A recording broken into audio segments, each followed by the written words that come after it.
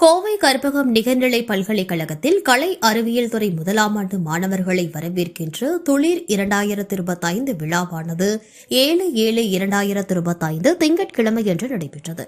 இந்நிகழ்வில் கலை அறிவியல் புல முதன்மையர் முனைவர் ராகவி அவர்கள் அனைவரையும் வரவேற்றார்.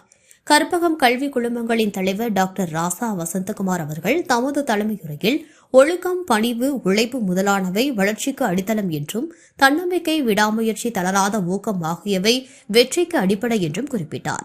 மேலும் கற்பகம் பல்கலைக்கழகத்தில் கற்கும் கல்வியால் நாட்டிற்கும் வீட்டிற்கும் பயன் சேர்க்கின்ற வகையில் மாணவர்கள் மேம்பட வேண்டும் என்று அறிவுறுத்தினார். விழாவில் இன்போசிஸ் நிறுவனர் ஏவிபி அண்ட் HR லீடர் மாற்றம் அறக்கட்டளையின் நிறுவனர் மற்றும் நிர்வாக இயக்குநர் சுஜித் குமார் அவர்கள் சிறப்புரை வழங்கினார்.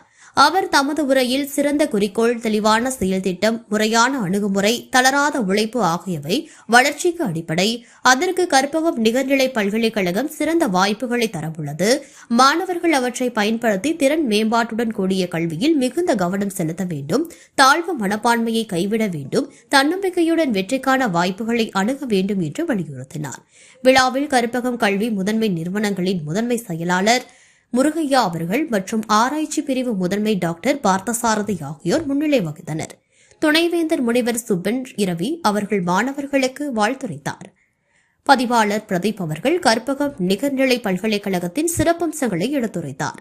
நிறைவாக கணினி அறிவியல் துறை ஒருங்கிணைப்பாளர் முனைவர் குணசுந்தரி அவர்கள் நன்றி கூறினார். தேர்வாணையர்கள், முதன்மையர்கள், துறை தலைவர்கள் மற்றும் பேராசிரியர்கள் விழாவில் கலந்து கொண்டனர்.